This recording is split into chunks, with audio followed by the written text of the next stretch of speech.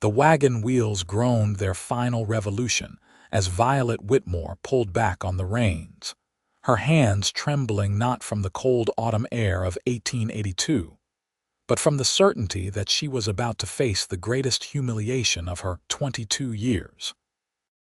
North Platte, Nebraska stretched before her like a judgment, its dusty streets and weathered buildings seeming to watch her arrival with the same suspicious eyes she had felt on her back for the past 3 weeks of travel. The letter in her pocket, worn soft from repeated reading, had seemed like salvation when it arrived at the Philadelphia boarding house, where she had been barely surviving on seamstress work.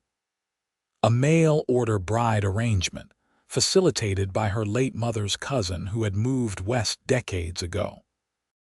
The cousin had written that a rancher named Kade Donovan was looking for a wife, a practical arrangement for a practical man who needed help running his spread and wanted children to pass it on to someday.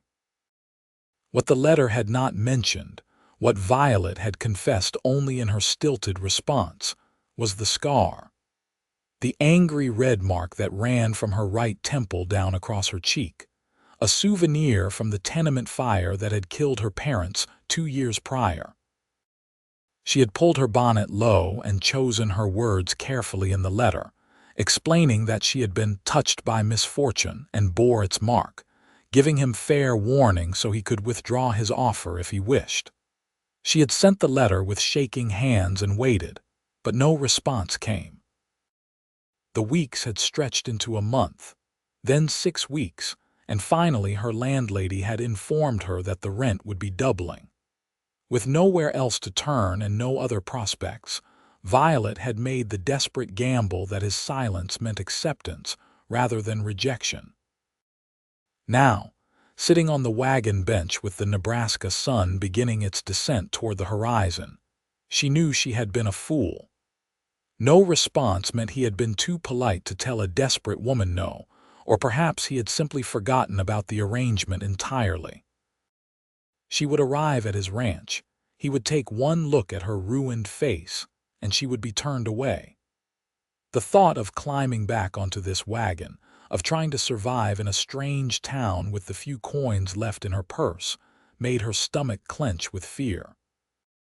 But she had come too far to turn back now without at least trying. She clicked her tongue and urged the tired horses forward, following the directions she had memorized from the cousin's letter.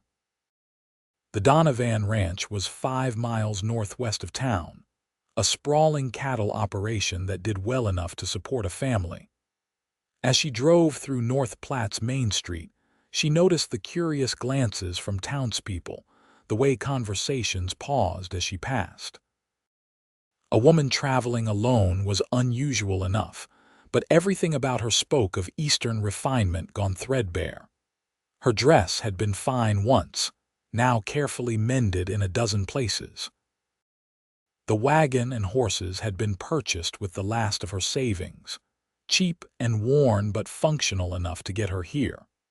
The road northwest climbed gradually into rolling grassland, and despite her anxiety, Violet found herself struck by the vast openness of this country. Philadelphia had been all narrow streets and tall buildings pressing close, the sky a mere strip between rooflines. Here, the sky was everything, an enormous dome of deepening blue that made her feel simultaneously insignificant and strangely free. The sun was touching the horizon when she saw the ranch. It sprawled across a gentle valley, a main house of weathered wood, a large barn, several outbuildings and extensive corrals holding what even her city-trained eyes could recognize as fine cattle. Smoke rose from the house's chimney, and as she drove the wagon closer, she could see a man emerge from the barn, alerted by the sound of her approach. Kade Donovan was nothing like she had imagined. Somehow she had pictured a grizzled older man, someone desperate enough for help that he would overlook her disfigurement out of sheer practicality. But the man who walked toward her wagon with long, easy strides could not have been more than 27 or 28. tall and lean with the kind of strength that came from years of hard physical work. His dark hair needed cutting, and several days of stubble shadowed his jaw, but his eyes were clear and intelligent as he looked up at her. "Can I help you, miss?" His voice was deep, with a slight roughness that suggested he spent more time talking to horses than people. Violet's throat constricted. This was the moment. She could make an excuse, claim she was lost, turn the wagon around and figure out some other impossible solution to her impossible situation. But desperation was a powerful motivator, and she had not come 700 miles to be a coward now. "I am looking for Kade Donovan," she said, pleased that her voice came out steady despite the hammering of her heart. "You found him." He tilted his head slightly, studying her with an expression she could not read. "Are you lost? Town's back the way you came." "I know. No, I am not lost." She took a breath and forced herself to meet his eyes. "My name is Violet Whitmore. I wrote to you about the arrangement." She watched the confusion cross his face, then something else, something that might have been surprise or even alarm. His eyes widened slightly and he took a step closer to the wagon. "You are Violet Whitmore, the woman from Philadelphia." "Yes." She reached up and slowly pulled back her bonnet, revealing her face fully in the slanting golden light of sunset. The scar stood out starkly against her pale skin, still pink and angry looking despite the 2 years since the fire. She lifted her chin, refusing to look away even as she braced herself for his revulsion. "I wrote and told you about my misfortune. You did not respond, so I thought perhaps you had decided against the arrangement, but I had nowhere else to go, and I took the chance that you might still be willing to honor the agreement. If you are not, I understand, but I would appreciate it if you could direct me to any establishments in town that might be hiring. I'm a hard worker and I learn quickly."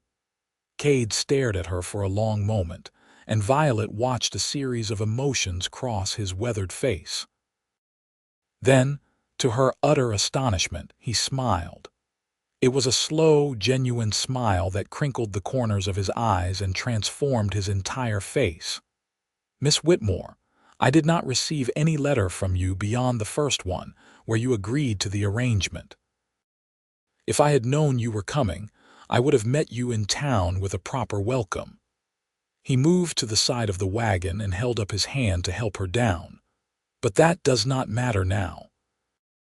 You are here.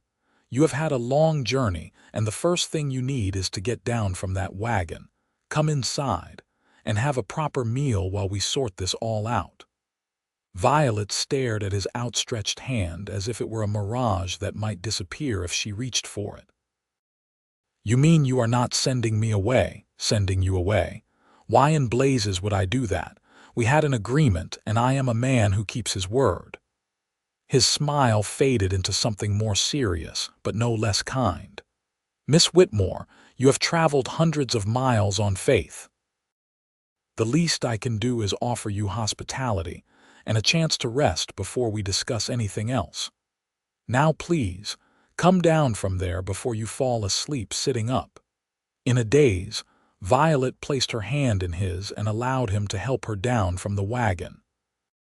Her legs wobbled after hours of sitting, and she might have fallen if his hand had not steadied her elbow. He was even taller up close, and she had to tilt her head back to look at him.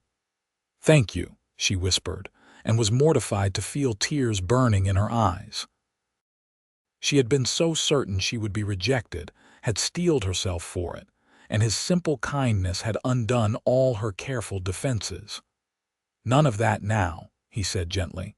"You are safe here. Let me get your horses settled in the barn and you go on inside. The door is not locked. There is a basin of water by the stove where you can wash up, and I will be right in to start supper." "I can help with supper," Violet said quickly. "I am not completely useless, despite appearances." Kade looked at her steadily. "I never thought you were useless, Miss Whitmore." but you have been driving all day, and I have been working cattle. We are both tired.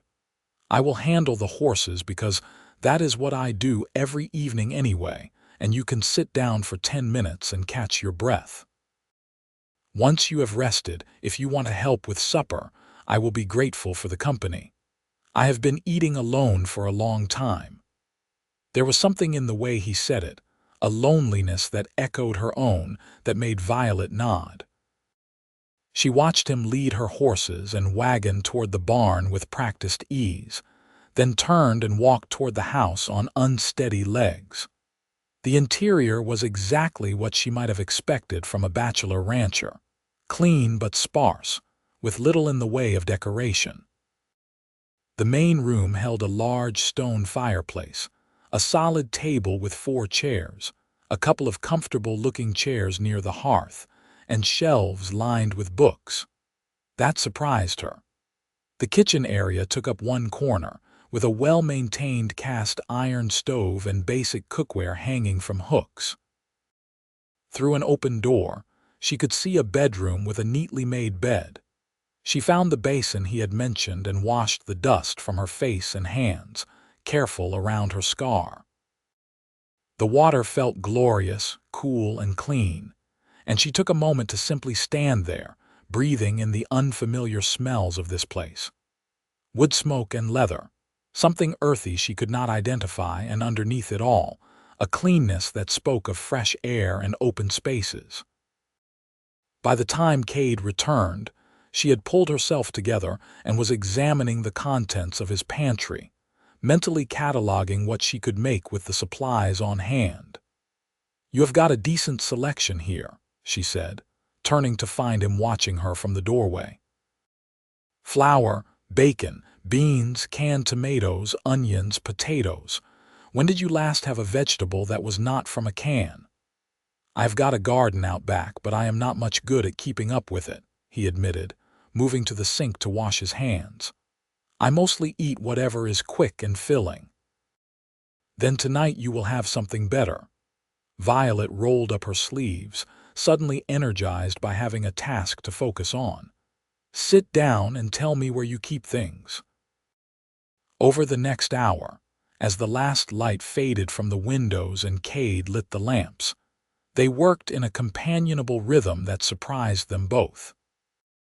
Violet discovered fresh carrots and green beans in the garden, somewhat overgrown but still good, and she made a hearty stew with bacon, potatoes, and the vegetables, along with biscuits that rose golden and fluffy in the oven. Kade watched her work with open appreciation, answering her questions about where to find things and gradually relaxing in a way that suggested he had not realized how tense he had been. "You really did not get my second letter?" Violet asked as she stirred the stew, needing to understand. "No, madam. The mail can be unreliable out here, especially if it got misdirected. Sometimes letters show up weeks or months late or not at all." He leaned back in his chair, long legs stretched out in front of him.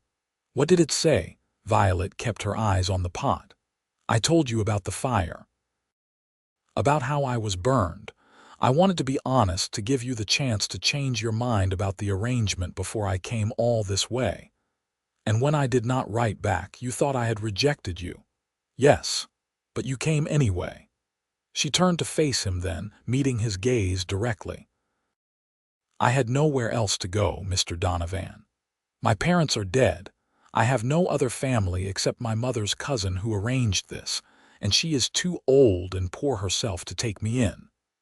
I was about to lose my lodging in Philadelphia, and no man there would consider marrying a woman who looks like me. So I gambled everything on the chance that you might be desperate enough or kind enough to overlook my defect." Kade's jaw tightened and he sat forward, his elbows on his knees. "Miss Whitmore, I want to make something very clear. You do not have a defect. You have a scar, which means you survived something terrible. That is not something to be ashamed of. Easy for you to say when you do not have to see it in the mirror every day," she said, more sharply than she intended. "You are right. I do not know what that is like." He stood and moved closer, stopping a respectful distance away. "But I do know what it is like to be judged for things beyond your control. I know what it is like to be lonely. And I know that I asked for a wife who could be a partner in building something out here, someone strong enough to handle the hard work and isolation of ranch life. Everything I have seen of you tonight tells me you might be exactly that woman." Violet's hand stilled on the spoon. "You cannot possibly know that from one evening." "No," he agreed. "Which is why I am proposing we take some time to get to know each other before we make any permanent decisions. You have traveled a long way, you are tired and probably scared, and I am not going to pressure you into anything. Stay here, rest. Let us talk and see if this arrangement makes sense for both of us.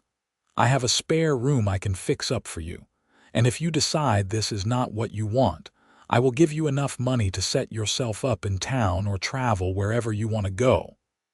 "Why would you do that?" Violet asked, genuinely confused. "You do not know me. You do not owe me anything." "Because it is the right thing to do," Kade said simply. "And because I was raised to believe that how you treat people when they are vulnerable says everything about who you really are." Violet felt something crack open in her chest, some hard shell of defensiveness she had built up over 2 years of pitying looks and cruel whispers. This man, this stranger, was offering her something no one else had since the fire: simple human decency without judgment. "The stew is ready," she said quietly, turning back to the stove before he could see the tears in her eyes again. They ate in silence at first, but it was a comfortable silence, broken only by the sounds of spoons against bowls and the occasional crackle from the fireplace. The stew was good, rich and warming, and the biscuits were perfect. Violet could not help but feel a small surge of pride when she saw how much Kade was enjoying the meal. "This is the best food I have had in months," he said finally, sopping up the last of his stew with a biscuit. "Maybe years." "You just have not been cooking properly," Violet said, but she felt herself smile for the first time since arriving. "I never learned properly. My mother died when I was young, and my father was not much for cooking beyond the basics. When I inherited this place 3 years ago, I figured I would just manage on my own." He pushed his empty bowl away with a satisfied sigh. "I was wrong about that. You inherited this. How old were you?" 24. "My father had built up this ranch from nothing, but the work killed him young. Heart just gave out one day while he was mending fences." Kade's expression grew distant. "I had been working beside him since I was old enough to sit a horse, so I knew the operation, but it has been lonely. That is why I finally wrote to your cousin about the bride arrangement. I was tired of rattling around this place by myself, and I want children someday. Seemed practical to find a wife who understood it would be a partnership more than a romance." Violet nodded slowly. That matched what she had understood from the original letters. A practical arrangement between two people who needed something from each other. She could work with practical. "What about you?" Kade asked. "Your cousin mentioned you were a seamstress in Philadelphia. What was your life like before the fire?" It had been so long since anyone had asked her about herself with genuine interest that Violet found herself telling him more than she had intended. She spoke of her childhood in a modest but comfortable home, her father's work as a clerk, her mother's gentle nature and skill with a needle that Violet had inherited. She described the cramped but cozy apartment, the neighbor children she had played with, her dreams of one day opening her own dress shop. "Then the fire came," she said quietly. "It started in the building next to ours, spread so fast no one could stop it. My father went back to try to save some of our things and the ceiling collapsed on him. My mother and I made it out, but she had breathed too much smoke. She died 3 days later. I was in the hospital for weeks with the burns. And after that, I discovered that the world has little patience for a woman alone with no money and a scarred face. The other seamstresses I had worked with did not want me anymore. They said I frightened the customers. I found work where I could, taking and mending, but it barely paid for a room in a boarding house. I was slowly starving, though I did not want to admit it. Kade's jaw tightened again, but he kept his voice gentle. You are not going to starve here, Violet. Whatever else happens, I promise you that. The use of her first name, spoken with such quiet conviction, made her look up sharply. He was watching her with an expression she could not quite read, something intense and protective that made her breath catch. Why are you being so kind to me? She whispered. You could have turned me away. Because you deserve kindness, he said. And because, from what I have seen tonight, you are brave and resourceful and exactly the kind of person I would want beside me building a life out here. The scar does not change that. If anything, it tells me you are a survivor. Violet had to look away, overwhelmed by the sincerity in his voice. She stood abruptly and began clearing the dishes, needing something to do with her hands. Kade rose to help her, and they worked side by side, washing and drying in a domestic rhythm that felt startlingly natural. When the kitchen was clean, Kade showed her to the spare room. It was small but clean, with a narrow bed, a dresser, and a window that looked out over the dark prairie. I will bring your trunk in from the wagon, he said from the doorway, and I will get you some extra blankets. It gets cold at night out here. Thank you, Kade. The name felt strange on her tongue, too familiar and yet right somehow. He smiled, that slow transformation of his face again. Get some rest, Violet. Tomorrow we can talk more about what comes next, but tonight just sleep. You are safe here. After he left, Violet sat on the bed and slowly removed her boots. Her body ached from the long journey, but her mind was racing. This was not at all what she had expected. She had prepared herself for rejection, for cruelty, for being treated as a last desperate option. Instead, she had found a man who looked at her with respect, who fed her, and offered her shelter without demanding anything in return. It was almost too good to be true, which made her suspicious.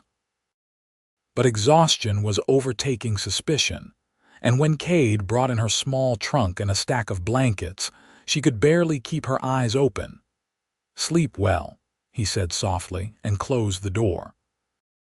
Violet changed into her nightgown and crawled under the blankets, feeling the warmth from the main room's fireplace seeping through the wall. For the first time in longer than she could remember, she felt something almost like hope. The days that followed established a pattern that surprised both of them with how easily it came together. Violet woke early, finding Kade already out tending to the animals, and set about making breakfast. When he came in, they ate together and talked about the day's work. Then he would head out to his various tasks around the ranch, and Violet would tackle the house. It was clear that while Kade kept things clean, he had been living with a bachelor's disregard for comfort. Violet threw herself into making the place more livable, washing curtains that had not been cleaned in years, organizing the pantry properly, tackling the disaster of the garden.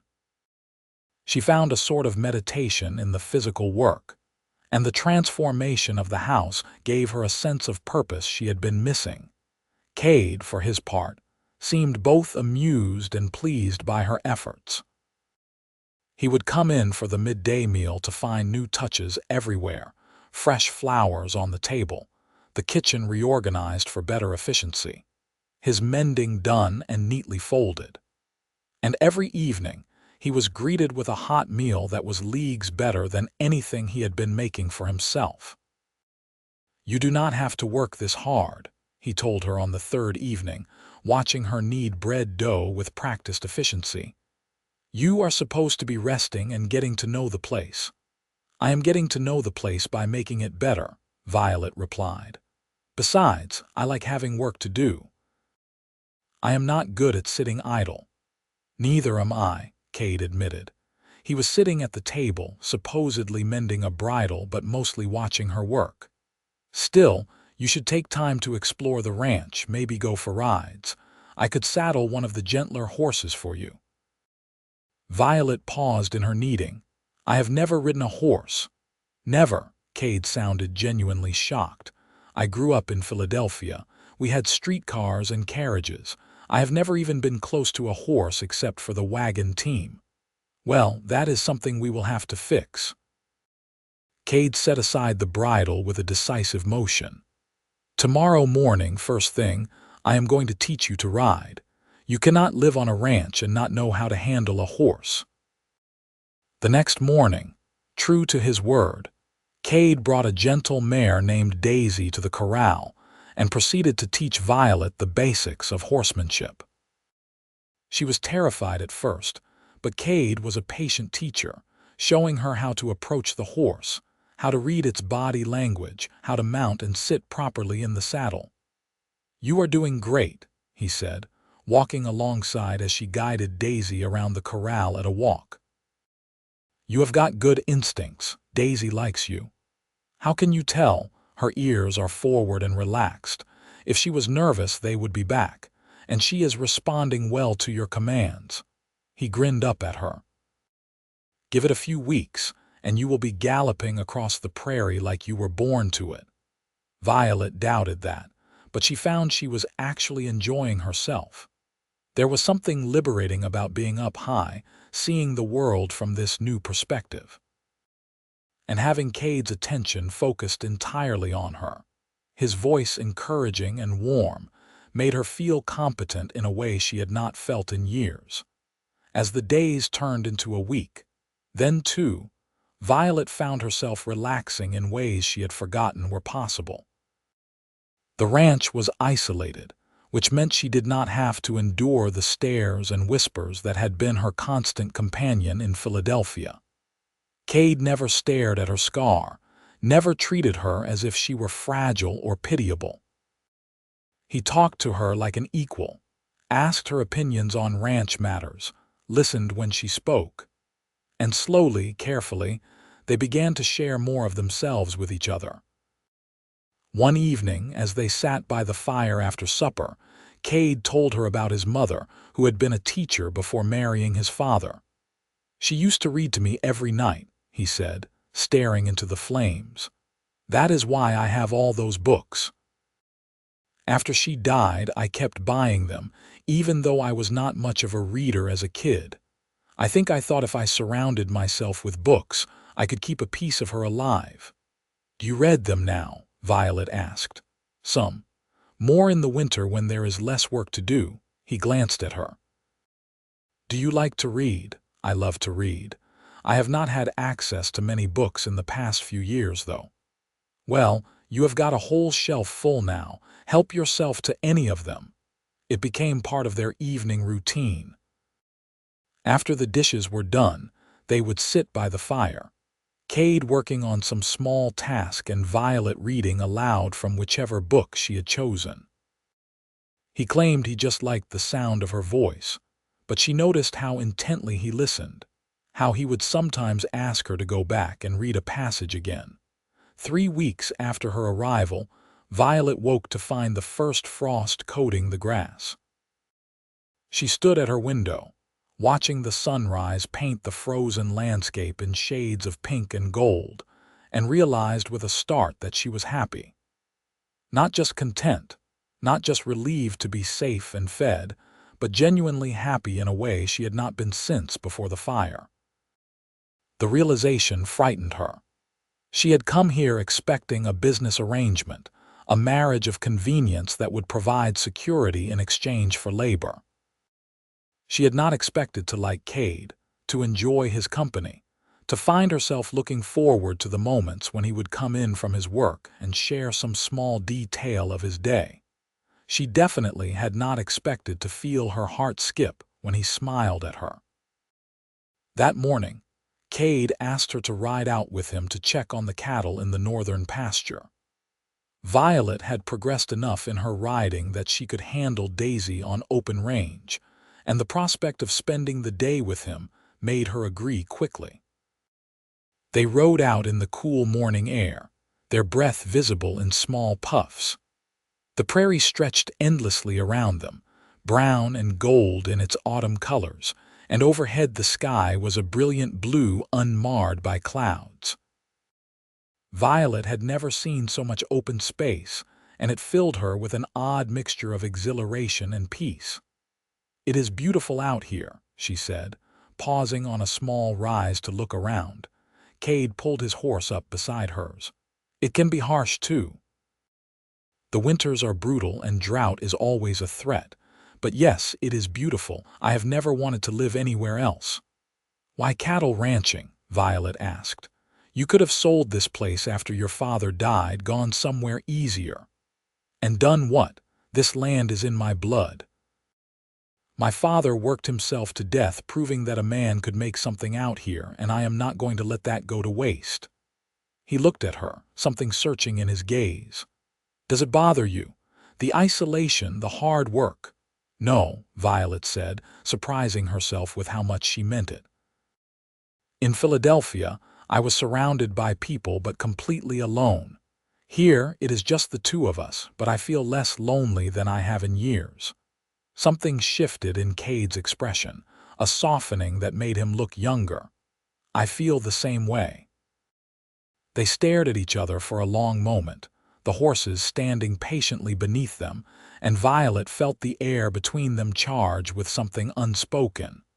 Then Kade cleared his throat and turned his horse north. "Come on. The herd should be just over this ridge." The cattle were healthy and settled, which Kade declared with satisfaction. They ate a cold lunch sitting on a flat rock, sharing the sandwiches and apples Violet had packed, and talked about everything and nothing. Kade told her about his plans to expand the herd next spring, about the neighbor ranchers and the town dynamics. Violet talked about her dreams of maybe growing a bigger garden next year, preserving vegetables for the winter, possibly getting some chickens. "You are thinking long-term," Kade observed. Violet felt herself blush. "I suppose I am. Is that all right?" "It is more than all right." He turned to face her fully. "Violet, I think we need to talk about what happens next." Her stomach flipped. "All right. It has been 3 weeks. I said we would take time to get to know each other, to see if this arrangement could work. And I have got to tell you, these have been the best 3 weeks I have had since my father died. You have made that house into a home. You work harder than anyone I have ever met. You are smart and funny and kind, and I enjoy your company more than I know how to say properly." "But," Violet said, waiting for the other shoe to drop. "No, but I am saying I want this to be real, Violet, not just an arrangement, but a real marriage. I know that is not what we originally agreed to, and if you do not feel the same way, I will understand. But I would be a fool not to tell you that I have feelings for you, real feelings, and if you are willing to give this a chance, I promise I will do everything in my power to make you happy." Violet stared at him, her heart pounding so hard she thought he must be able to hear it. "You have feelings for me?" "Yes, quite a lot of them, actually." He reached out hesitantly and took her hand. "I know it is fast, and I know we are still learning about each other, but I have never been good at playing games or hiding what I mean. I like you, Violet. I think you are beautiful and brave and everything I did not know I was looking for. And if you will have me, I want to marry you properly and build a life together. You think I am beautiful." The words came out as barely a whisper. Kade's other hand came up to gently cup her scarred cheek, his thumb tracing the line of the mark with infinite tenderness. "I think you are the most beautiful woman I have ever seen. And this scar is just part of your story, part of what made you strong enough to take a chance on a stranger 700 miles away." Violet felt tears spilling down her cheeks, but for once they were not tears of shame or pain. "I have feelings for you too," she said, her voice shaking. "I did not want to. I thought it would be easier if this stayed just an arrangement, but you have been so kind to me, so good, and I cannot help how I feel." "Then say yes," Kade said, his own voice rough with emotion. "Say you will marry me for real. Say you will stay here and build this life with me." "Yes," Violet said, and then she was laughing and crying at the same time. "Yes, I will marry you. I want to stay here. I want to build a life with you." Kade pulled her into his arms, and she went willingly, burying her face against his chest and feeling his heart racing as fast as hers.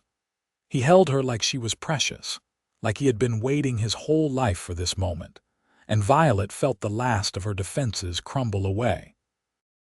When she finally pulled back to look up at him, his eyes were suspiciously bright. "Should we go into town and talk to the minister?" he asked. "I suppose we should do it properly," Violet agreed, and then she smiled, feeling giddy and young and hopeful in a way she had thought she would never feel again. "When? How about next Saturday? That gives us time to let people know, for you to get a dress if you want one, to do this right." He cupped her face in both hands now, looking at her with such open adoration that it made her blush. "I want everyone to know that you chose me, Violet. I want to stand up in front of the whole town and claim you as my wife." They rode back to the ranch in a state of almost giddy excitement, racing each other across the open prairie with Violet laughing for the sheer joy of it. Kade let her win, or at least she suspected he did, but she did not care. Everything felt new and full of possibility. That evening, after supper, Kade pulled her close on the settee by the fire and kissed her for the first time. It was gentle and sweet and filled with promise, and when they finally broke apart, both of them were smiling. "I am going to be a good husband to you," Kade said, his forehead resting against hers. "I promise you that." "And I will be a good wife to you," Violet replied. "We will build something good here together." The next few days passed in a flurry of preparations. They rode into North Platte together to talk to the minister, a kindly older man named Reverend Hawkins, who seemed delighted to be performing the ceremony. Word spread quickly through the small town that Kade Donovan was getting married, and Violet found herself the subject of much curiosity. Some of the looks she received were pitying, some suspicious, but Kade's steady presence beside her, his hand on the small of her back, his obvious pride in her made it bearable. And there were kind people too, like Mrs. Henderson, who ran the general store and immediately began helping Violet pick out fabric for a wedding dress. "You can sew, can you not, dear?" Mrs. Henderson asked, and when Violet nodded, she smiled. "Then take this cream silk at my cost. Consider it a wedding gift." A girl should have something special for her wedding day. Violet spent every spare moment over the next week working on the dress. She kept it simple because there was not much time, but she used every bit of her considerable skill to make it perfect. The cream silk draped beautifully, and she added delicate embroidery around the neckline, tiny flowers in white thread that caught the light. The night before the wedding, Violet and Kade sat up late talking about their hopes for the future. He wanted to increase the herd, maybe add some horses to the operation. She wanted to start a proper garden, maybe sell vegetables and preserves in town eventually. They both wanted children, several of them, to fill the house with life and noise. "Are you nervous?" Kade asked, holding her hand in the firelight. "A little," Violet admitted. "Not about marrying you, but about being a wife, living up to what you need from me." "Violet, you have been living up to it every single day since you got here. You do not have to be anything other than what you already are." He kissed her knuckles softly. "I am the one who should be nervous. I have never been married before. I am going to make mistakes. We both will, but we will figure it out together." "Together," Kade agreed, and sealed it with a kiss that left them both breathless. The wedding day dawned clear and cool, perfect autumn weather. Violet dressed carefully in her new gown, her hands shaking slightly as she pinned up her hair. She had arranged it to partially cover the scar, an old habit, but then she paused and looked at herself in the small mirror. Kade had called her beautiful. He had touched her scar with tenderness, not revulsion. He loved all of her, scars included. Slowly, deliberately, she repinned her hair to pull it back from her face, leaving the scar visible. If she was going to marry this man, she was going to do it as her whole self, not hiding in shame. When she emerged from her room, Kade was waiting in the main room, dressed in his best clothes with his hair neatly combed and his jaw freshly shaven. He turned at the sound of her door, and the look on his face made all her nervousness vanish. "Violet," he breathed, crossing to her in 2 long strides. "You are stunning." "I am ready," she said, taking his offered arm. "Let us go get married." The ceremony was held in the small church in North Platte, with what seemed like the entire town crammed into the pews to witness it. Violet was surprised by how many people had turned out, but Kade was well liked in the community, and curiosity about his mail-order bride was running high. As they stood at the altar and Reverend Hawkins began the service, Violet looked into Kade's eyes and felt a sense of rightness settle over her. This was where she was meant to be. This man, this place, this life. Everything she had suffered to get here suddenly made sense. When it came time for the vows, Kade's voice was strong and clear.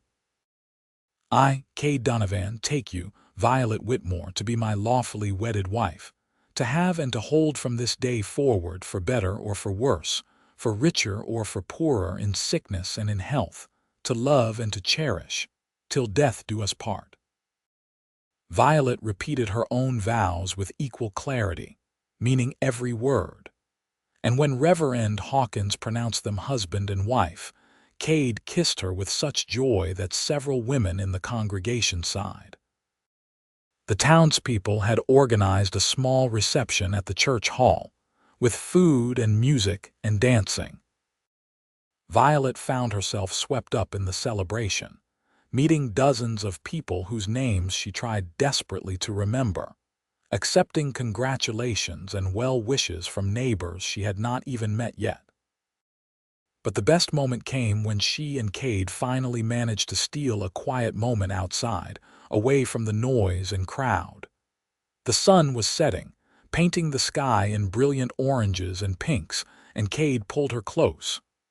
"Hello, Mrs. Donovan," he said, and the name made her smile. "Hello, husband." "Ready to go home?" "More than ready." They rode back to the ranch as the stars began to emerge, sitting close together on the wagon bench.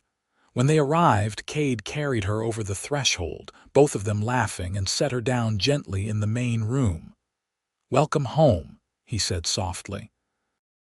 Their wedding night was tender and unhurried, Kade taking his time to show Violet how precious she was to him, how beautiful he found every part of her.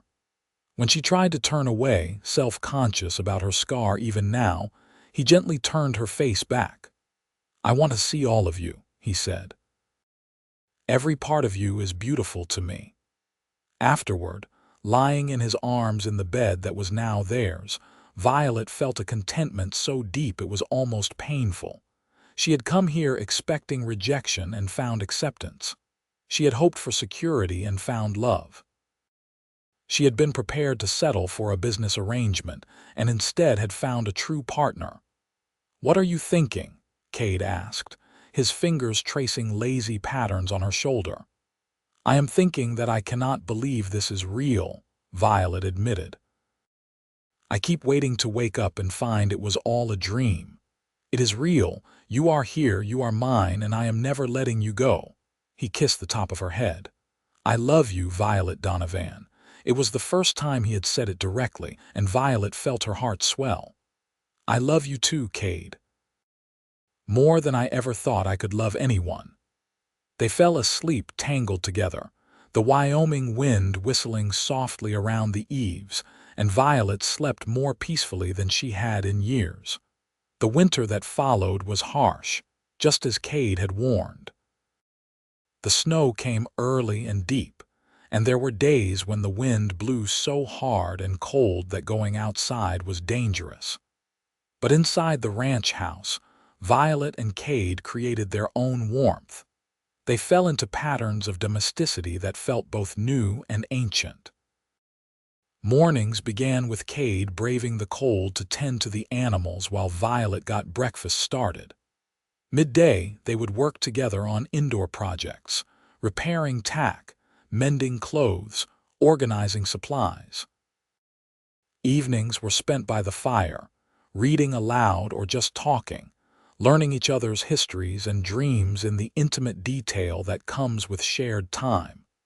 The physical side of their marriage continued to deepen as well.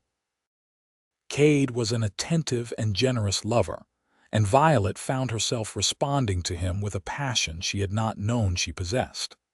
They would come together in the warmth of their bed, finding pleasure and comfort in each other while the winter raged outside.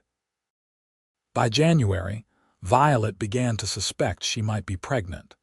She waited until she was sure before telling Kade, wanting to be certain before getting his hopes up. When she finally confirmed it, she planned to tell him over supper, but he took one look at her face when he came in from the barn and knew. "You are pregnant," he said, and it was not a question. "How did you know? The way you are smiling. I have never seen you look quite like that before." He crossed to her and pulled her into his arms, his hand sliding down to rest on her still flat stomach. "We are going to have a baby. Are you happy?" Violet asked, even though she could feel it in the way he was holding her. Happy does not even begin to cover it. He pulled back to look at her, his eyes bright with emotion. "You have given me everything I never knew to ask for, Violet. A home, love, and now a child. I am the luckiest man alive." The pregnancy progressed smoothly through the rest of the winter and into spring. As the snow melted and the prairie began to green up, Violet worked on preparing a nursery in the second bedroom, sewing tiny clothes and blankets, nesting with an energy that amused Kade. "You are going to have everything ready by the time the baby is 6 months old if you keep this up," he teased, watching her fold and refold a stack of infant gowns for the third time. "I want everything to be perfect," Violet said. "I want our child to have everything I can give." "Our child will have you and me and all the love we can provide," Kade said, kneeling beside her chair and taking her hands. "That is all that matters." As spring turned to summer, Violet's pregnancy became obvious, her body changing to accommodate the growing life within her.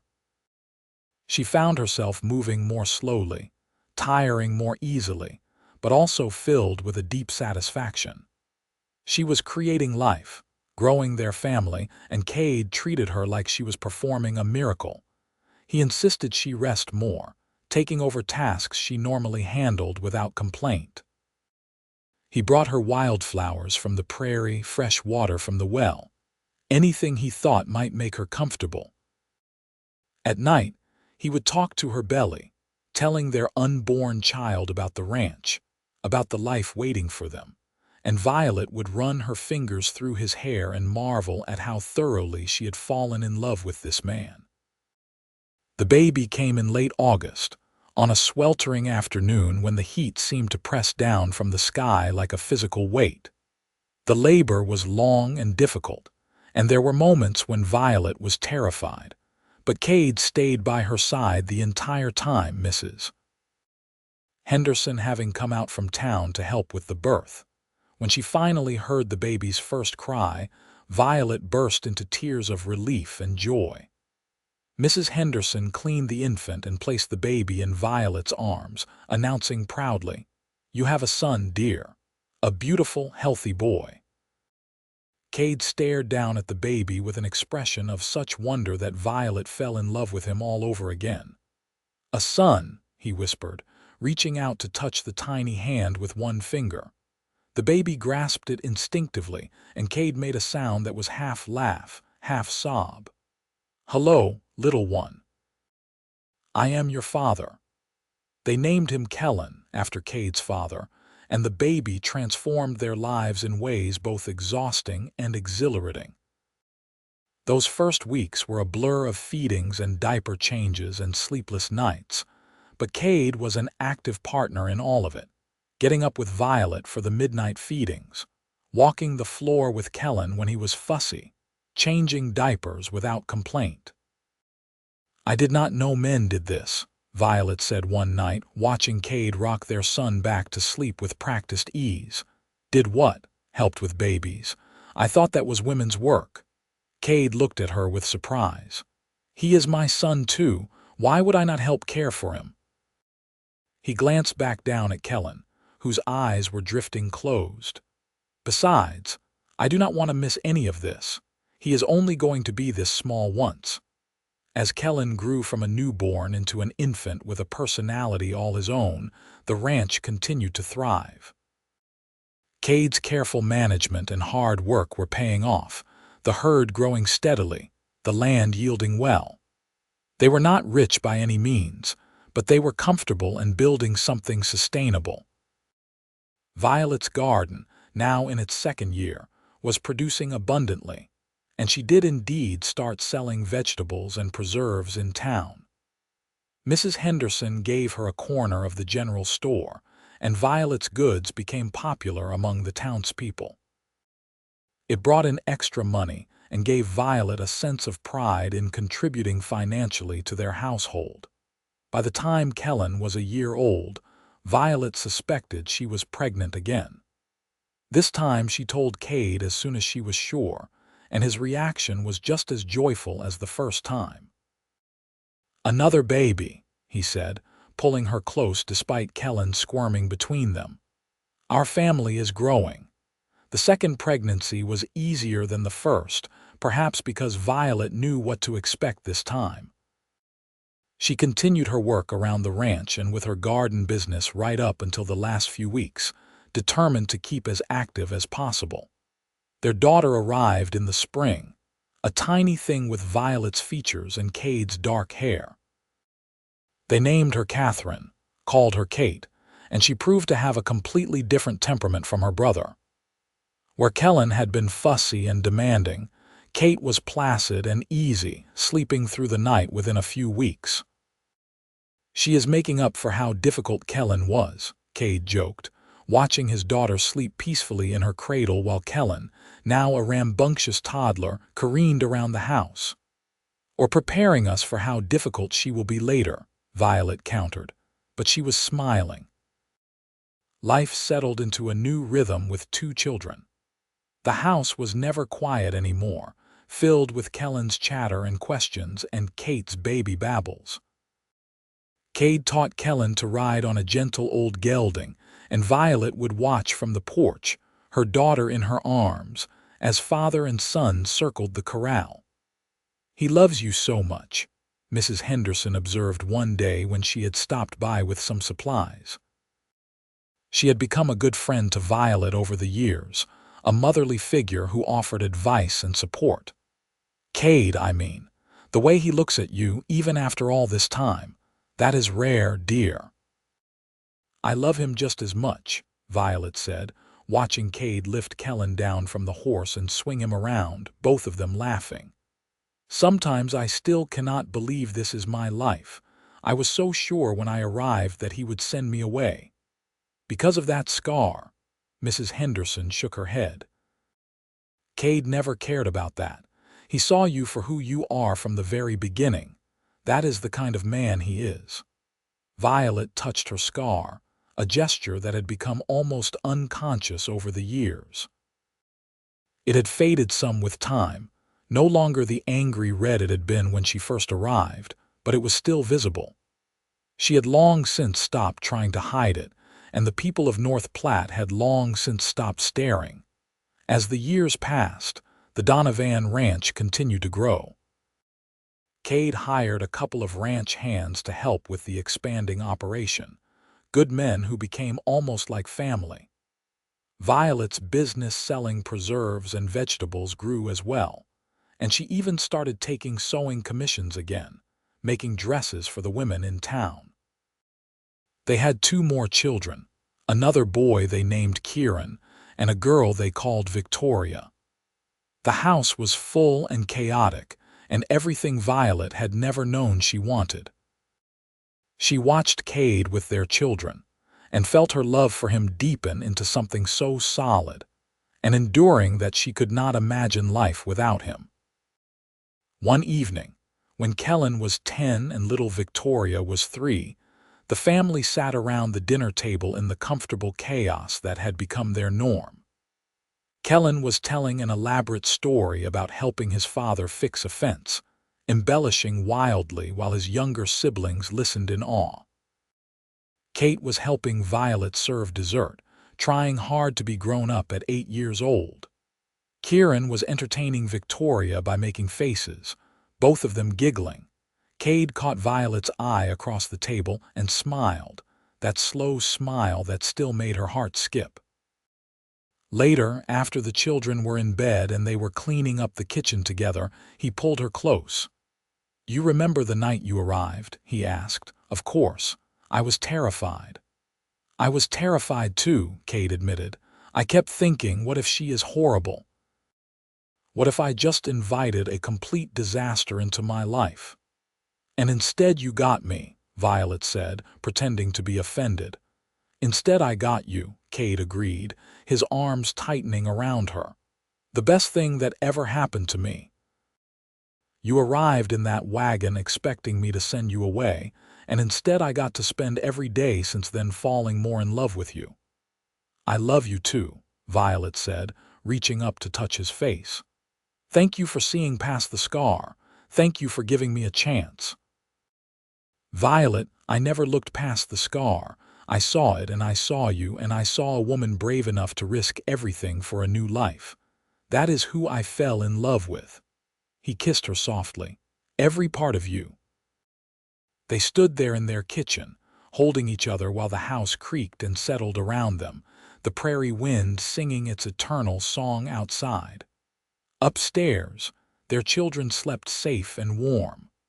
All around them was the life they had built together, solid and real and good. The years continued to unfold in the gentle rhythm of ranch life. Kellen grew into a strong young man who shared his father's love for the land, taking on more responsibility as he got older. Kate proved to have inherited her mother's skill with a needle and her father's head for business, helping expand Violet's preserves business into a thriving enterprise that supplied several towns in the area. Kieran was the dreamer of the family, always with his nose in a book, talking about maybe becoming a lawyer or teacher someday. And Victoria, the baby, was wild and free-spirited, fearless in a way that both delighted and terrified her parents. Kade's hair started to show silver at the temples, and Violet found faint lines around her eyes when she looked in the mirror, but they wore their age comfortably, proud of the life they had built.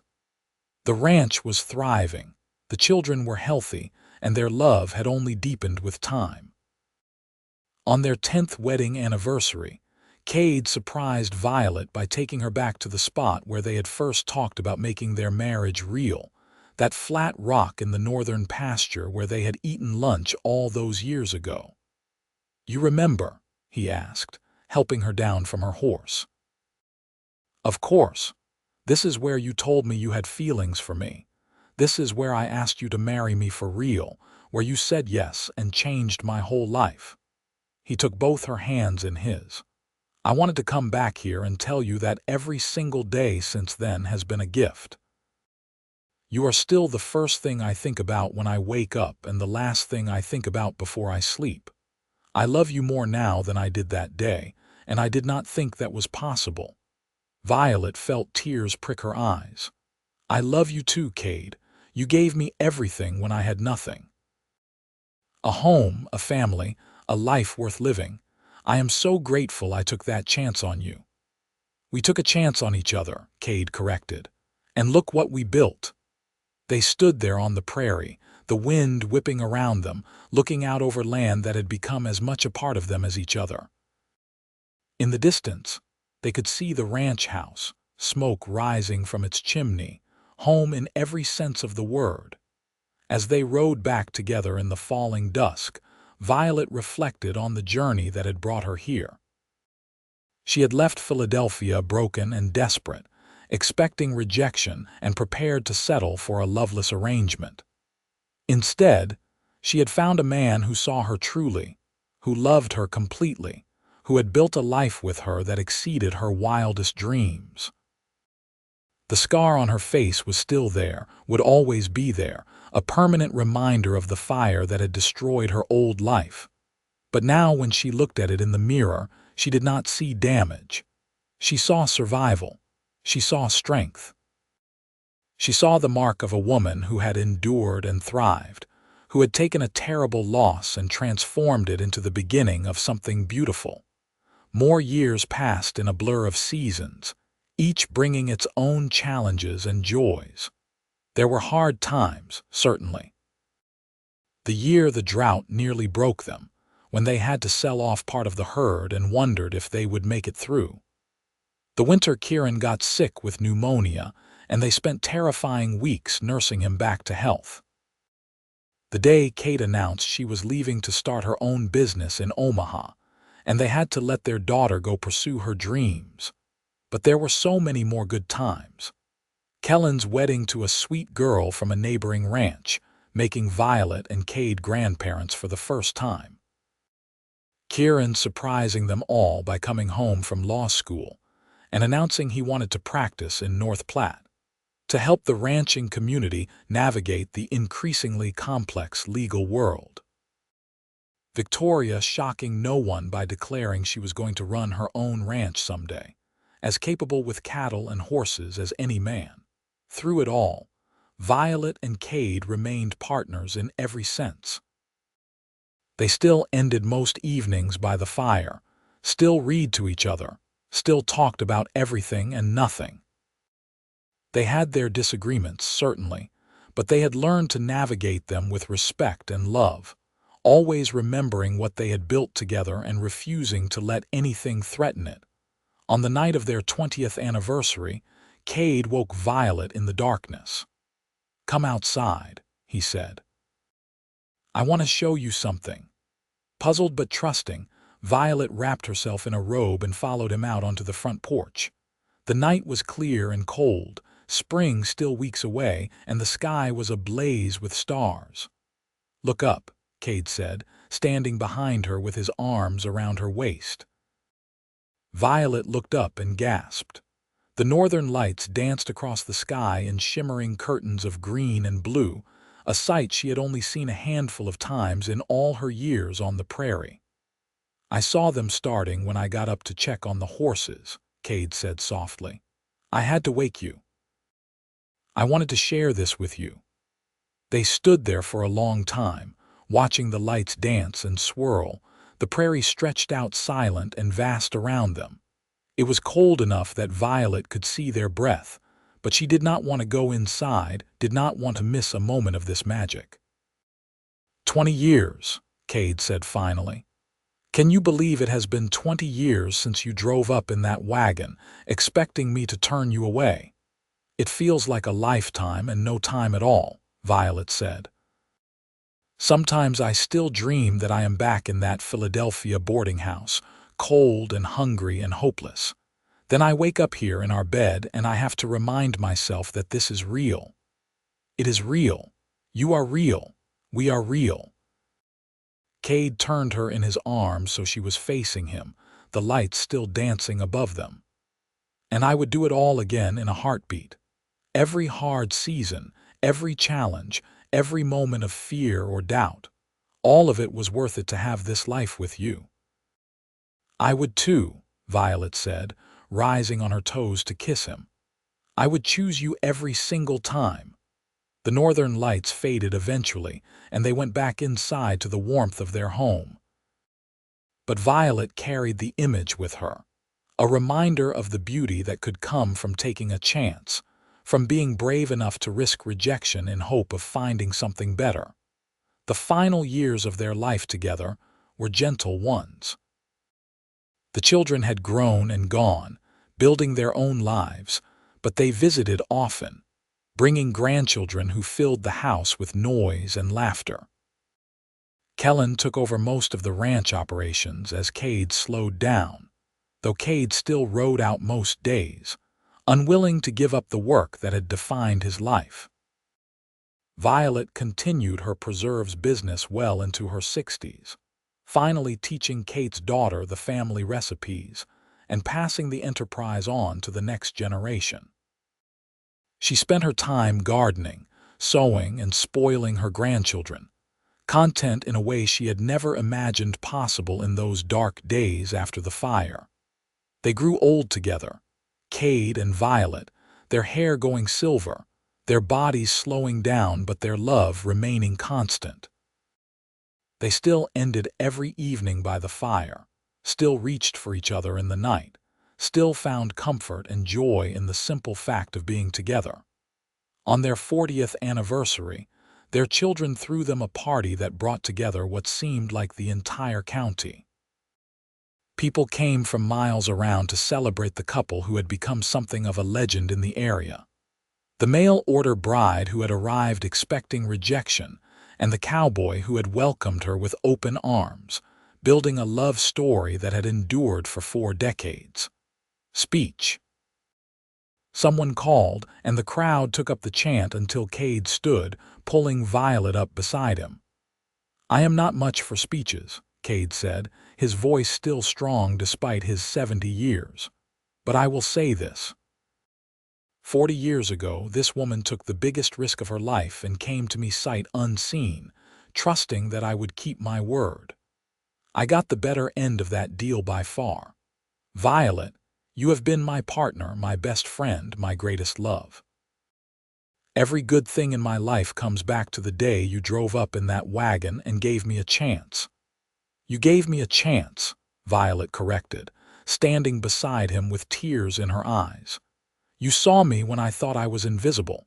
You loved me when I thought I was unlovable. You built this life with me, and I have been grateful for it every single day." They kissed, and the crowd erupted in cheers and applause. Their children and grandchildren surrounded them, and Violet looked around at all these lives that had grown from that one moment of desperate bravery, from Kade's simple kindness in welcoming a stranger with a warm meal and an open heart. Kade lived to 75, still sharp and active until the very end. He passed away peacefully one autumn night, Violet holding his hand as he had held hers through every trial and joy of their life together. His last words were to tell her he loved her, that he would be waiting for her, that their story was not over.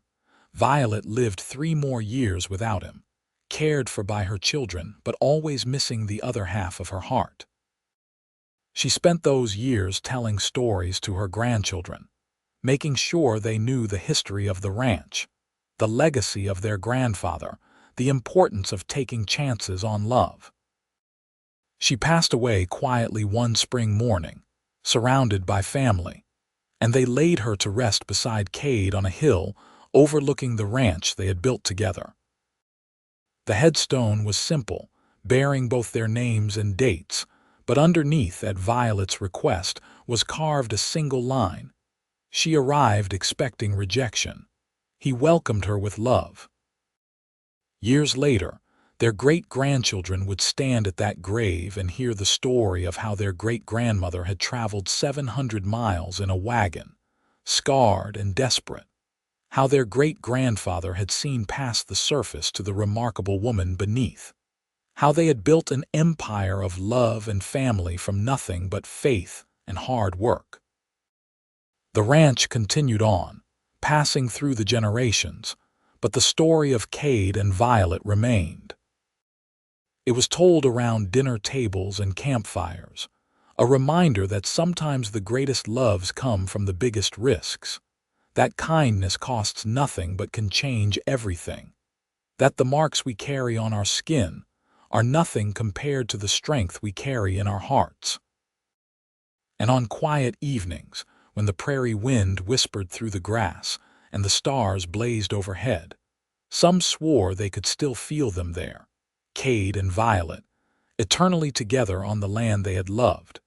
Their story a testament to the transformative power of welcoming someone with open arms and a warm meal, and building from that simple act of kindness a love that would endure far beyond the span of any single lifetime.